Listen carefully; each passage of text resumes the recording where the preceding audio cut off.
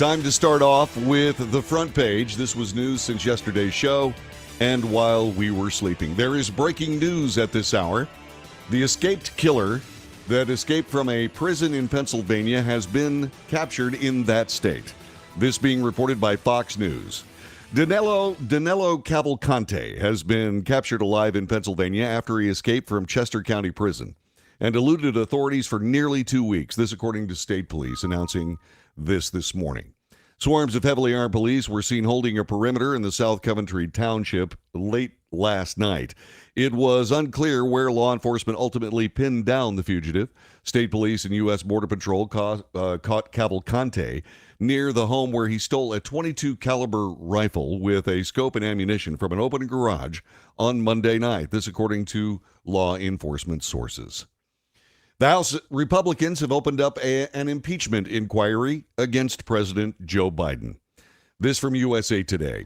House Speaker Kevin McCarthy, the Republican from California, announced the House will open a formal impeachment inquiry against President Joe Biden, escalating a Republican investigation that started in January when the GOP took majority control over the lower chamber. The House Oversight, Judiciary, and Ways and Means committees will lead the inquiry after months of investigating Biden, whom Republicans say benefited from his son Hunter Biden's business dealings. Quote, "Today, I am directing our House committees to open a formal impeachment inquiry into President Joe Biden," McCarthy said at a news conference yesterday. Quote, "This is the logical next step that will give our committees the full power to gather all the facts and answers for the American public." Unquote.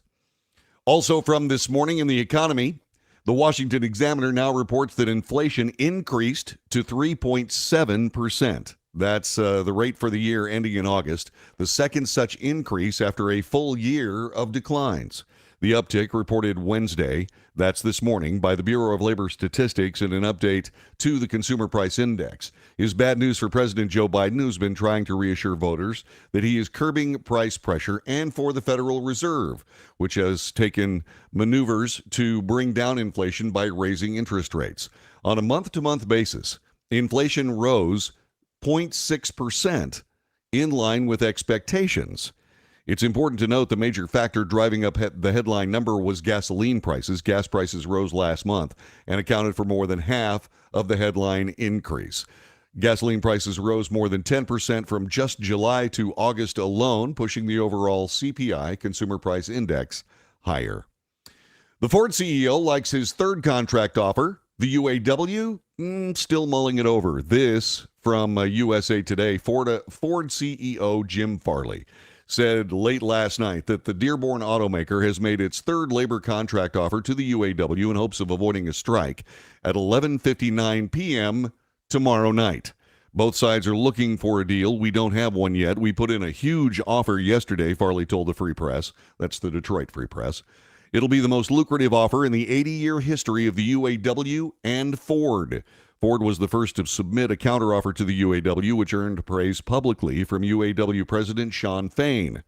An estimated 150,000 auto workers are represented by the international union, United Automobile, Aerospace, and Agriculture Implement Workers of America, based in Detroit, known simply as the UAW.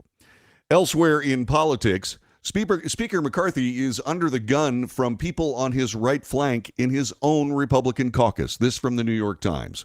Speaker Kevin McCarthy's job is on the line as the House returned yesterday to confront a funding impasse that could lead the House to cause a government shutdown or a challenge to the California Republicans' hold on the top post in the House of Representatives. Far-right Republicans are refusing to back a measure to keep the federal government funded past September 30th without substantial spending cuts and stringent new border policies that stand little chance of becoming law.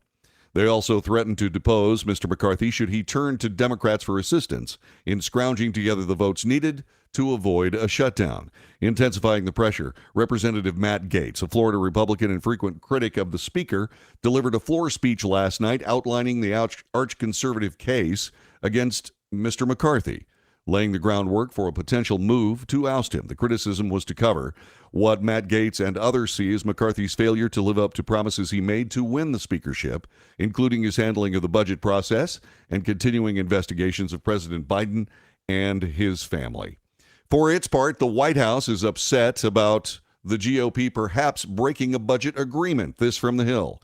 The White House said yesterday they went on offensive against House Republicans, accusing them of breaking an agreement reached during debt ceiling negotiations and pushing budget cuts that would harm the economy and families. Shalonda Young, director of the Office of Management and Budget, wrote in a memo that while the White House, House Democrats, and senators in both parties have stood by the contours of the agreement brokered in May, House Republicans have instead pursued more partisan budget bills. Quote, their appropriation bills violate the bipartisan budget agreement and instead push the same deep cuts the House Freedom Caucus has been demanding since the start of the year, unquote.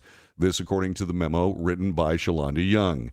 Young's memo cited various programs that would face cuts if House GOP budget bills were enacted, including funding for law enforcement, slashing funding for schools with low-income students, raising housing costs, undermining government efforts to reduce lead exposure and pollution, and reduce support for teachers. The White House and top Republicans reached a deal in May to lift the debt ceiling for 2 years and apply new caps on federal spending over that same duration. Border news today from Fox News. Border Patrol leadership last month sent daily migrant release targets, or set daily migrant release targets, for its sectors in order to keep escalating numbers of migrants in custody at a, quote, manageable level, unquote, including potentially increasing releases into the U.S. interior as agents continue to see rises in numbers at the southern border. An internal August 8th memo from an acting deputy chief to Border Patrol field chiefs and deputies said that sectors are facing an influx that is outpacing numbers of migrants being either released or transferred to Immigration and Customs Enforcement for removal. The email was obtained by Florida Attorney General Ashley Moody's office. It said that daily encounters continue to surpass the daily permanent bookouts, and the in-custody numbers continue to rise, creating significant risks to agents and detainees. Quote, we respectfully request that you urgently use these bookout targets, release targets, to formalize your daily processing pathway plans to include transitioning to NTA/OR when consequent pathways are not sufficient. In state news today, in Texas, a new law mandates armed security officers in every school. This from Fox News. Texas lawmakers quietly passed a sweeping mandate for school safety measures, including a requirement to post an armed security officer at every school and provide mental health training for certain district employees. Texas House Bill 3, which was signed into law June 14th by Republican Governor Greg Abbott, went into effect September 1st and comes in the wake of the horrific Uvalde school shooting that killed 19 children and 2 teachers at Robb Elementary School in May of 2022. In the bill, each school district campus is required to have armed security guards, which include a school district police officer, a school resource officer, a commissioned peace officer employee, a school marshal, or a school district employee who has completed school safety training and carries a handgun on their person on school premises. In Oregon, an Oregon law dubbed the nation's most extreme gun control measure heads to trial next week. This case has drawn close attention from firearms advocates and opponents. Quote, this case is about a bare majority of voters passing a poorly written ballot measure that erodes, and I would say erases, a constitutional right, unquote. This is from attorney Tony Aiello Jr., speaking to Fox News. Aiello represents a pair of Harney County gun owners challenging Measure 114 under the Oregon Constitution.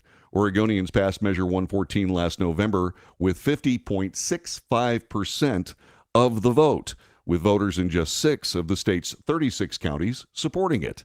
The law, which groups like the NRA says is the nation's most extreme gun control initiative, requires a permit to purchase any weapon and bans the sale of magazines capable of holding more than 10 rounds.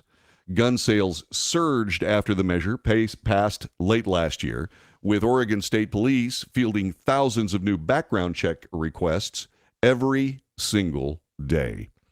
In international news this morning, USA Today reports North Korea's Kim Jong-un told Russian President Vladimir Putin that his country would always stand by Moscow as it defends its security interests in the anti-imperialist front, as 2 authoritarian leaders met at a space base adjoining a rocket facility in a far-flung corner of eastern Russia.